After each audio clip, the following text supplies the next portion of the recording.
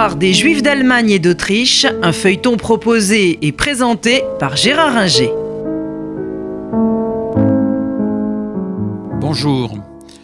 Nous avons évoqué lors de la dernière émission la nuit de cristal, qui est un piège abominable qui s'est refermé sur les Juifs allemands autrichiens et ceux des Sudètes occupés par l'Allemagne.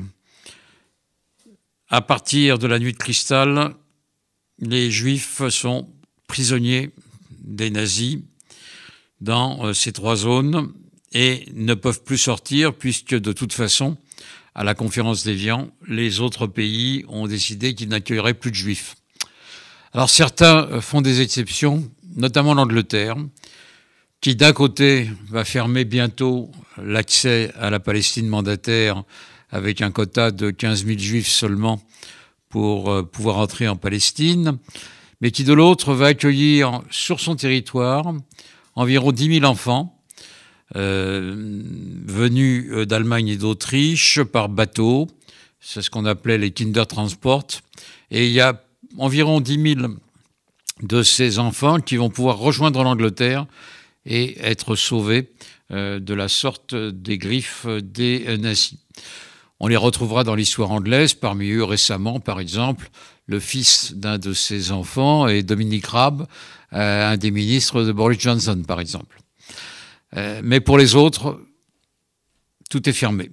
Et donc, la Shoah va se mettre en place, non pas immédiatement, bien entendu, à partir de la fin 41 et surtout de l'année 42, où les Juifs allemands et autrichiens vont être déportés vers les camps nazis en Pologne, en Bohème, l'ex-république tchécoslovaque, à Terezín, par exemple, Theresienstadt, disent les Allemands, ou même plus loin en Lituanie, à Kovno, Kaunas, comme disent les Lituaniens. Là, la mort les attend.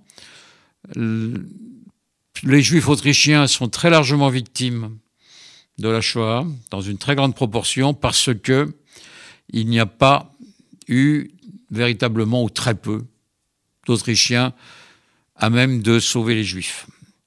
Ceux qui étaient les plus hostiles au régime nazi, les socialistes, les communistes, sont partis quand ils l'ont pu, et l'antisémitisme qui régnait à cette époque en Autriche était effroyable. Par exemple, les SS étaient à 40% d'origine autrichienne, alors que la population de l'Autriche dans le Grand Reich faisait environ 10%. Donc pour les Juifs autrichiens, c'est le massacre garanti. Et en attendant le massacre, pour certains, des brimades quotidiennes.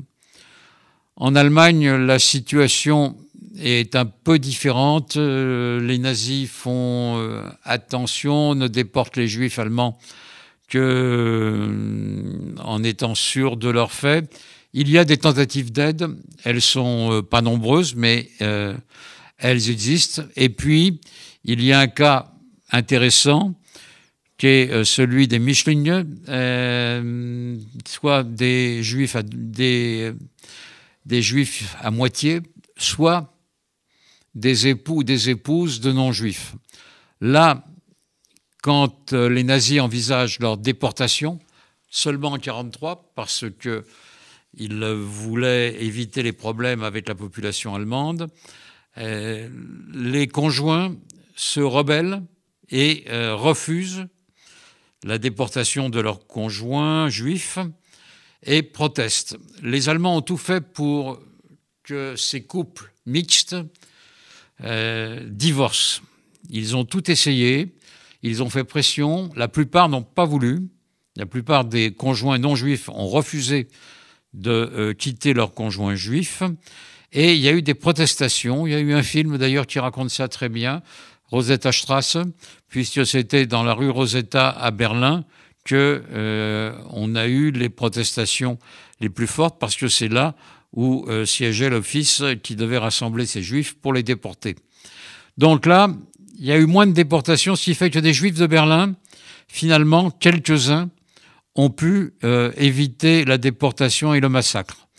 Mais pour la quasi-totalité des Juifs allemands et encore plus des Juifs autrichiens, ça a été le massacre dans les camps que j'ai indiqués, avec en plus, dans certains cas, comme à Térésine, l'hypocrisie totale des nazis. C'est le seul camp que véritablement la Croix-Rouge a pu visiter.